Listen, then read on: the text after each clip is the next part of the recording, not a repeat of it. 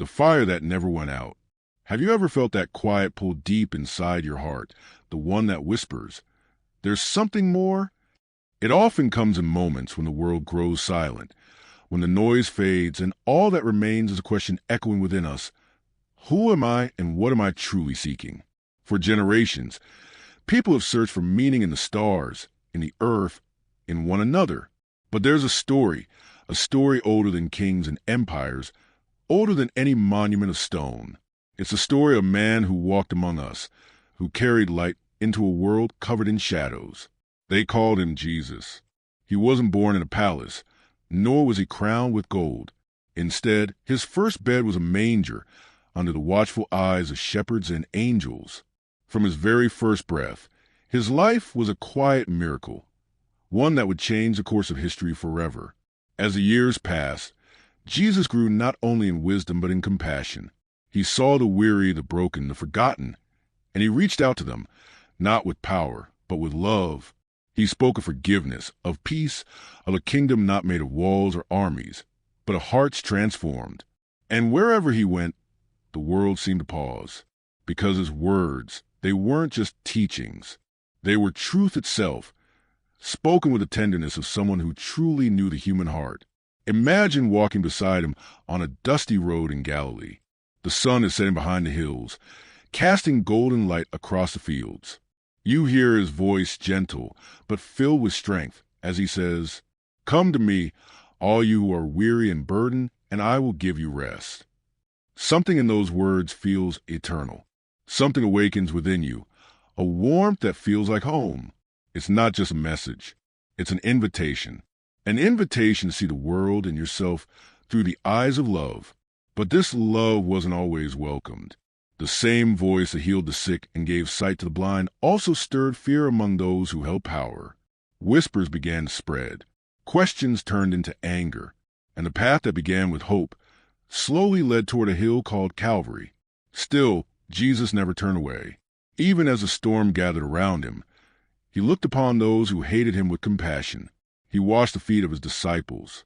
He shared a final meal with them, breaking bread and saying, "This is my body given for you." Those words carried more than meaning. They carried destiny. It's strange, isn't it? That love so pure, so selfless, would lead him to the cross. But perhaps that was the point all along. Because love, real love, often walks through the fire to show what can never be destroyed. And even in his suffering, Jesus did not curse the world. He forgave it. He looked to heaven and said, "Father, forgive them, for they know not what they do." Those words changed everything. When the sky darkened and the ground trembled, many thought the story had ended. But in truth, it was only beginning. Because from that moment, a flame was lit, not of anger, not of vengeance, but of grace. A flame that has never gone out. It burns still, in the quiet prayers of those who believe, in the tears of those who seek forgiveness, and in every act of love that shines against the darkness. This is not just the story of a man who died. It's the story of a God who chose to walk among us, to understand us, and to love us even when we did not love him back. Hook, transition into the body. And so, to understand the true meaning of his sacrifice, we must return to the final days of his life, to the moments that revealed the depth of his heart and the fire that would forever change the world. The road to the cross. As the night deepened over Jerusalem, the city seemed to hold its breath. The air was heavy, not with the noise of celebration, but with something unseen, something waiting. Inside a small upper room, Jesus sat with his closest friends. The flicker of oil lamps painted their faces in shades of gold and shadow. No one spoke for a while. They all felt it, the unspoken truth that something was coming to an end. Then Jesus broke the silence. He took a loaf of bread, looked up, and said softly, "This is my body given for you." He broke it, and the sound of the crust cracking seemed louder than any word. Then he lifted a cup of wine, and with a trembling kindness said, "This is my blood poured out for many." No one fully understood what he meant, but his eyes, calm, sorrowful, and full of love, told him that these were not just symbols. They were promises. When they finished the meal, Jesus stood. His voice was steady, but filled with something deeper, a quiet grief. One of you will betray me. The disciples looked at one another, their hearts pounding. Surely not I, Lord. But Judas already knew, and in that dim light, he quietly rose from the table and slipped into the night. Outside, the city glowed with torches, and the shadows swallowed him whole. Later, Jesus and his friends walked to a place called Gethsemane, a garden on the Mount of Olives.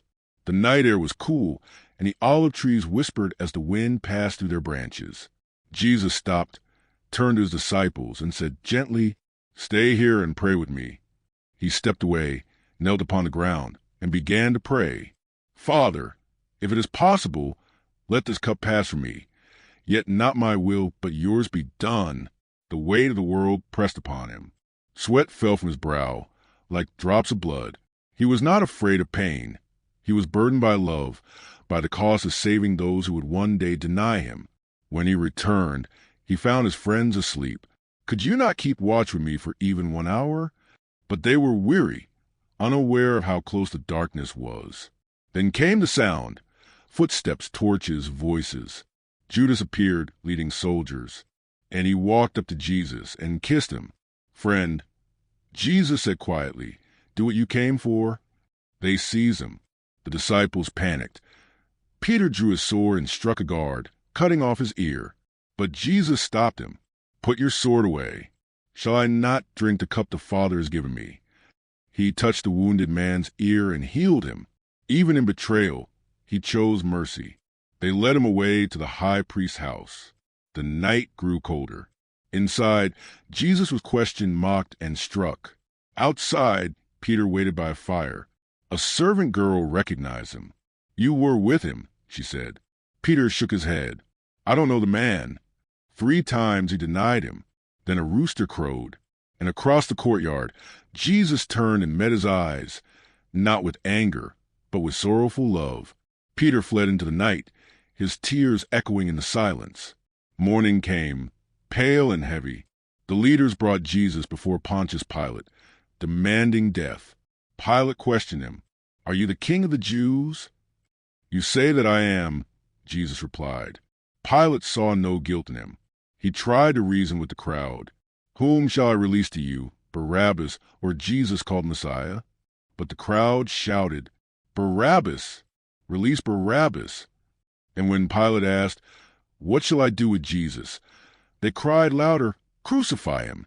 The voices of anger drowned out reason.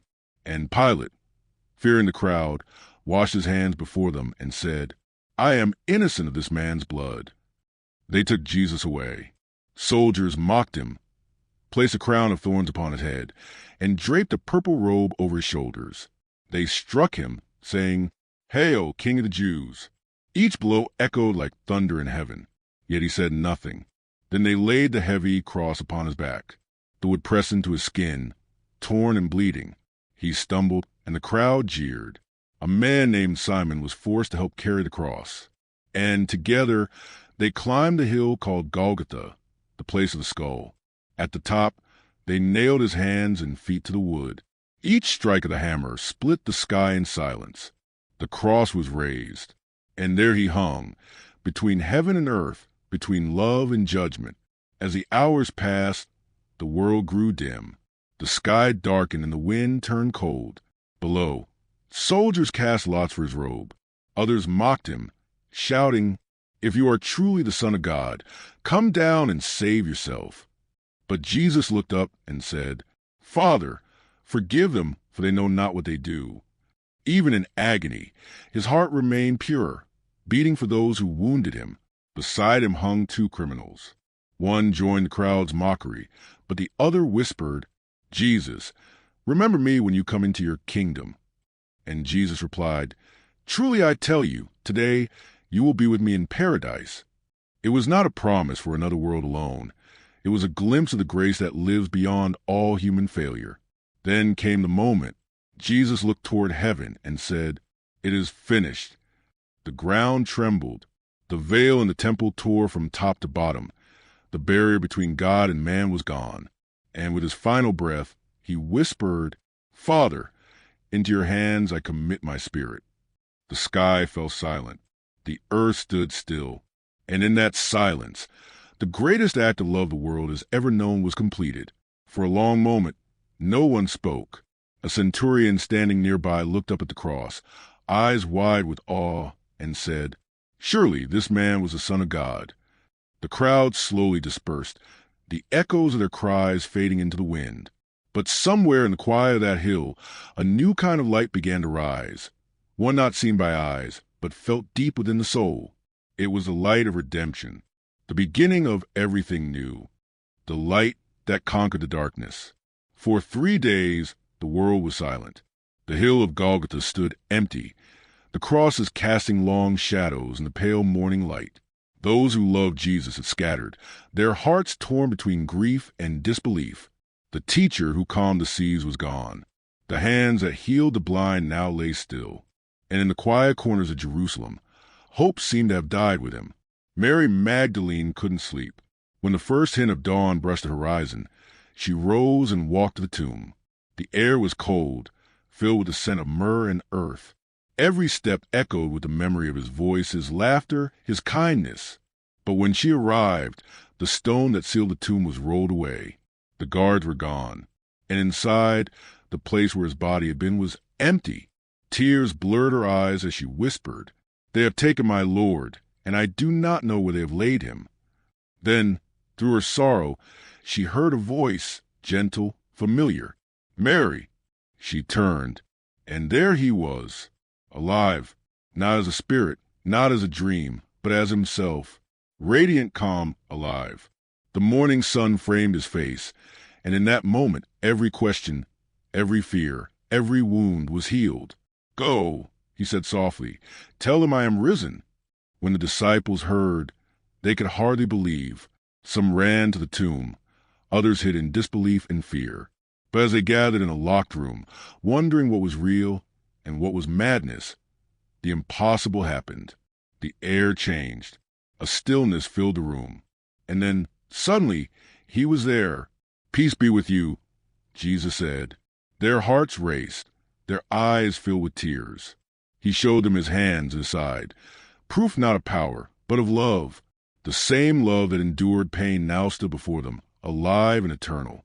For 40 days he walked among them again, not as the man they once followed, but as the risen Lord. He ate with them, spoke with them, and taught them once more about the kingdom of God. One evening by the Sea of Galilee, the disciples returned to what they once knew, fishing, but the nets came up empty. Then, from the shore, a voice called out, "Cast your net on the right side of the boat." They did, and the nets filled so full they could barely lift them. Peter's eyes widened. He knew that voice. He leapt into the water, swimming toward the shore. There, beside a small fire, Jesus waited. He had prepared breakfast, bread and fish, and as the waves whispered behind them, he asked Peter, "Do you love me?" "Yes, Lord, you know that I do." "Then feed my sheep." It wasn't a rebuke. It was restoration. Peter, the one who denied him, was now the one chosen to carry his message of grace to the world. Each encounter after the resurrection carried the same truth, that death had not won, that darkness had not spoken the final word. Jesus appeared to the two travelers on the road to Emmaus. They walked for miles, hearts heavy, not recognizing him. He asked gently, "What are you talking about?" They told him of all that had happened, the betrayal, the cross, the empty tomb. He listened, then began to explain the scriptures, showing how every prophecy pointed to this very moment. When they reached their destination, they begged him to stay. At supper, he took bread, blessed it, broke it, and their eyes were opened. It was him. And just as they realized it, he vanished. Their hearts burned within them, and they ran back through the night to tell the others, "The Lord has risen indeed." Slowly, the truth spread, from whispers to shouts, from tears to joy. Those who once hid in fear now stood boldly in the streets, declaring the good news. Something extraordinary had awakened in them, not just belief, but transformation, because resurrection wasn't only what happened to Jesus. It was what began in them. The timid became courageous, the broken became whole, and love, a love stronger than death, began to ripple through the world. As the day of his return to the Father drew near, Jesus led them to the Mount of Olives. The city lay below them, bathed in golden light. The wind carried the sound of distant prayers. He looked at the faces of his friends, those who followed him through storm and sorrow, and said, "You will be my witnesses to the ends of the earth." Then he lifted his hands, blessed them, and as he did, a light brighter than the sun surrounded him. He was taken up, ascending into the heavens. The disciples stood in awe, their hearts full, and though they could no longer see him, they knew he was not gone. He was with them still, in every breath of faith, every act of love, every whisper of hope. From that day on, the world would never be the same. The fire that was kindled on the cross now burned in the hearts of all who believed. Empires would rise and fall, generations would pass, but his words remained. "I am with you always, even to the end of the age." Soft music swells, piano, strings, distant choir. And maybe that's what this story has always been about. Not just a man who lived long ago, but a love that refuses to die. A hope that keeps reaching into the darkest places of the human heart, whispering, "You are not forgotten." We still feel that whisper today. In the quiet moments when the world slows down, when we lift our eyes to the sky and wonder if there's more. There is. There always was. Because the same light that rose from that empty tomb still shines now, in kindness given freely, in forgiveness that heals and faith that endures. It shines in you. And every time love wins over hate, every time mercy replaces judgment, the story continues. The cross was never the end. It was the beginning. Music fades to a gentle hum. Voice softens. So when you look at your own life, your pain, your questions, your moments of silence, remember this. The tomb was empty, the darkness lost, and love still reigns. The same hands that carried the cross now carry you, and the same voice that calmed the storm still whispers your name. That is the promise. That is the hope. That is the fire that never goes out.